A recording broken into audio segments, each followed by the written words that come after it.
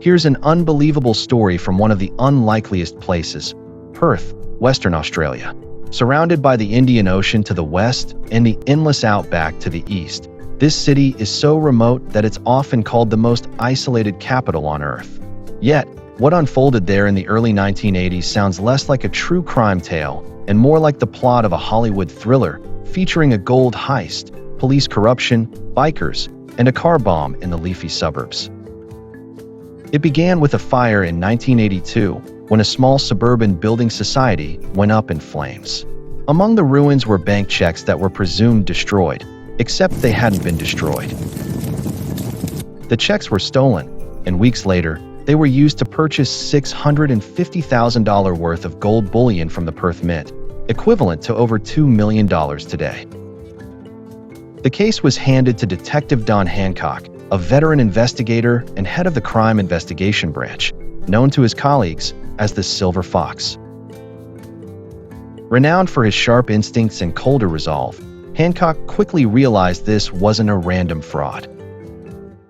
The operation had been arranged entirely by phone, in an age before caller ID, and cleverly exploited the banking system's trust in bank checks, which were treated much like cash. Armed guards collected the checks and bullion containers from a nearly empty office space, which was staffed only by a receptionist hired just for the day. The Mint accepted the checks without suspicion and loaded the gold into boxes, which were then returned to the same office. The receptionist signed for them. Then a separate courier arrived, collected the boxes, and delivered them to a quiet hangar at Jandakot Airport. That was the last time anyone saw the gold. After some consideration, Hancock regarded the Micklebergs as the most likely suspects. Ray, Peter, and Brian Mickleberg are three brothers who recently came onto the police radar. Ray, the eldest, was a former SAS soldier and Vietnam veteran. Next was Brian, a successful pilot. The youngest was Peter, an abalone diver, something he often did with Ray. The Mickleberg family had only recently come to the attention of police after claiming to have found a record-sized gold nugget, the so-called Yellow Rose of Texas, and selling it to an unsuspecting collector for an inflated sum. To Hancock, the Mint Swindle had all the hallmarks of a Mickleberg job: calculated, daring, and meticulously executed. The police quickly obtained warrants to search the brothers' homes, but no evidence of the stolen bullion was found. However, many other items related to Ray's unusual hobbies, such as photos of him melting gold and casts of hands, were taken into police custody. Keep these unusual objects in mind as we continue with our story. Lacking hard evidence against Ray, the detectives zeroed in on Peter, the youngest, believed to be the weak link. This was questioning in which Hancock requested that Lewandowski handcuff a naked Peter before giving him a severe beating. Soon after, the police claimed to have obtained confessions from both Ray and Peter. Yet, there were no recordings or signed statements, and most critically, no recovered gold. The brothers arrived in court to find the prosecution alleging that they had discovered Ray's fingerprint on one of the 3 checks used to defraud the Mint. The case relied heavily on circumstantial links. However, the jury accepted the fingerprint evidence as virtually irrefutable and sided with the prosecution. Ray was sentenced to 20 years, Peter to 16, and Brian to 12 years, which are some of the longest sentences ever given in Australia for property theft. The 3 brothers found themselves in Fremantle Prison, a grim 19th-century facility notorious for its harsh conditions: tiny cells, stifling heat, and limited sanitation. Violence was common. In one shocking incident, Ray had a finger bitten off by another inmate during an assault in the yard, a symbol of the brutality they endured. The Micklebergs continued to insist they were innocent and framed by corrupt officers. Consequently, they used their free time while incarcerated to appeal their convictions. Their persistence finally paid off when Brian's sentence was reduced to 8 months, allowing him to continue his brother's battle from the outside. However, Brian was soon killed in a suspicious 1986 plane crash. Brian was an experienced pilot with a spotless record. Yet, the accident was attributed to a lack of fuel. Many suspected foul play as Brian diligently worked on his brother's appeal. As you will learn later in this story, Hancock's vindictiveness and reach have few bounds. Nevertheless, Ray and Peter's battle continued while still in prison. To counter the fingerprint evidence, the brothers proposed that police had faked this fingerprint using the silicon casts removed from Ray's home. The brothers even found a fingerprint expert to testify on their behalf that the fingerprint evidence used to convict them had been fabricated. However, despite numerous appeals throughout the 1980s and 1990s, the courts consistently rejected efforts to overturn the convictions. In 1989, one of the missing gold bars was sent to a television reporter with a note that read, "The Micklebergs are innocent and rotting in jail." 3 months later, most of the remaining missing bullion was left on the property of the same television station in pelletized form, along with a note suggesting that the Micklebergs had been framed. The Mint confirmed it was the missing gold, but the Micklebergs' convictions over the swindle stood. Peter was finally released in 1991 after spending 6 years of his 14-year sentence behind bars. Ray stayed behind bars until 1993, when he was released after serving 8 years of his 20-year sentence. Nevertheless, the campaign to clear their names continued.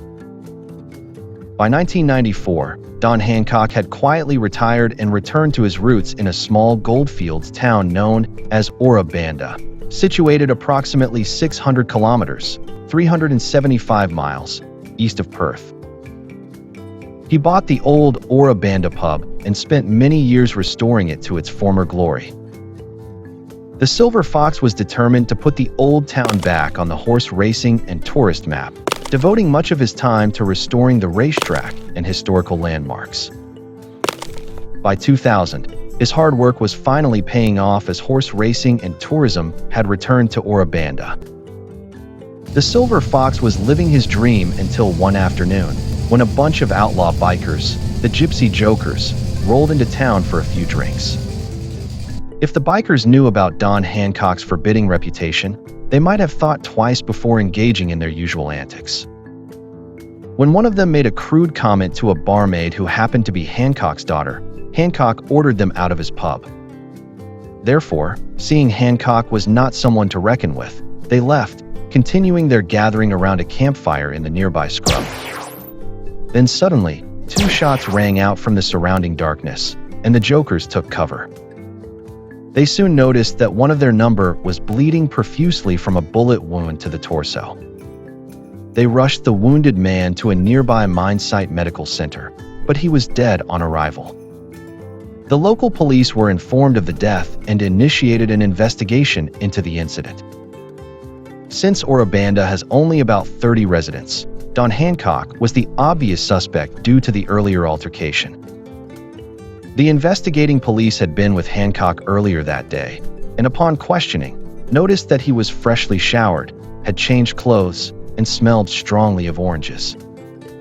Wanting to test for gunshot residue, the officers requested the clothing he had previously worn. However, the Silver Fox refused to hand over the clothes or answer further questions.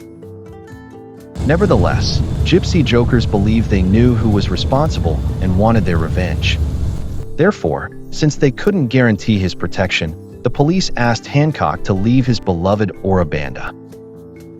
Hancock was offered the opportunity to go into witness protection, but being the alpha male that he was, he refused. Therefore, with Hancock now no longer in Ora Banda, the Gypsy Jokers set about destroying everything in which he was associated. They blew up his pub and the many tourist attractions that Hancock was so dedicated to. However, their greatest revenge didn't come until 2001, in the form of a car bomb that killed Hancock and his friend as they sat in the driveway of his Perth home. So, this ended the life of the Micklebergs' greatest adversary. But how does all this relate to Ray and Peter? With Hancock dead, Detective Tony Lewandowski, once the Silver Fox's trusted colleague, finally broke his silence. Lewandowski had lived in fear of Hancock, a man he described as untouchable. Now free from that shadow, Lewandowski confessed to fabricating the evidence that convicted the Mickleberg brothers. But just before he could testify in court, Lewandowski took his own life.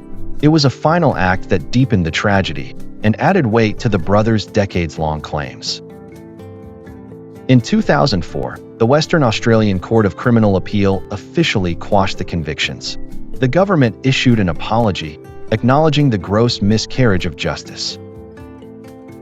Ray Mickleberg, standing outside the court, said, "I want people to understand what happens when power is abused."